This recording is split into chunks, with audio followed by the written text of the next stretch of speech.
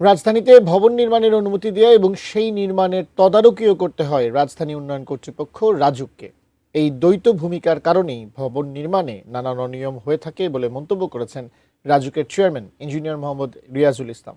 অন্যদিকে debate for ডেমোক্রেসির chairman Hasan Ahmed Chowdhury Kiron মন্তব্য করেছেন, ভূমিকম্পের ঝুঁকি মোকাবেলায় প্রস্তুতি গ্রহণের ক্ষেত্রে আমলাতান্ত্রিক জটিলতাই প্রধান বাধা।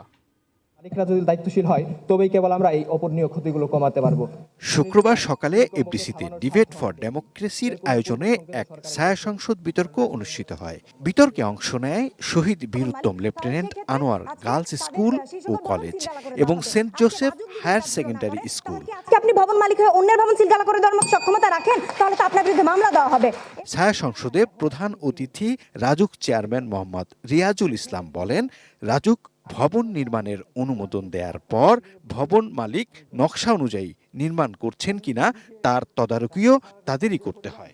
নারায়ণগঞ্জে চলে গেছি, কেরানীগঞ্জে চলে গেছি, সব এরিয়া আমাদের এখন খালি শুধুমাত্র গাজীপুরটা ছেড়ে দিছি, বা টঙ্গী পর্যন্ত এখন আমাদের। তাহলে এই তদারকি আমাদের লিমিটেড কিছু ইন্সপেক্টরকে দিয়ে কি করা সম্ভব? সম্ভব, বাস্তবে সম্ভব না। যদি যায়ও যে জায়গায় সম্ভব করতে, সেখানে কিছু লেনদেন তো অবশ্যই হয়, আমি এটা অস্বীকার করবো না। তাহলে এটা উপায়টা কি? উপায়টা হলো আসলে আমাদের সবাইকে সচেতন হতে হবে।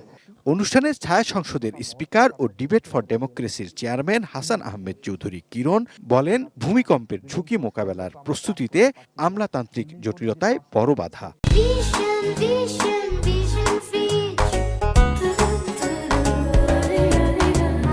ভূমিকম্প নিয়ে সরকারের যে নানা রকম আইন প্রয়োগ, সেই আইন প্রয়োগ বিধিমালা সেগুলি কিন্তু দৃশ্যমানভাবে আমরা দেখতে পাই কম। বিগত সময় দেখেছি যে রাজুকে ঘুষ ছাড়া কিন্তু কোনো কাজ হতো না, এবং সেই ঘুষ থেকে উত্তরণের জন্য অন্তর্বর্তীকালীন সরকারের বর্তমান যে প্রশাসন তারা নানাভাবে চেষ্টা করছে। মাটির নিচে দিয়ে গ্যাসের লাইন এবং বিদ্যুৎ লাইন গিয়েছে।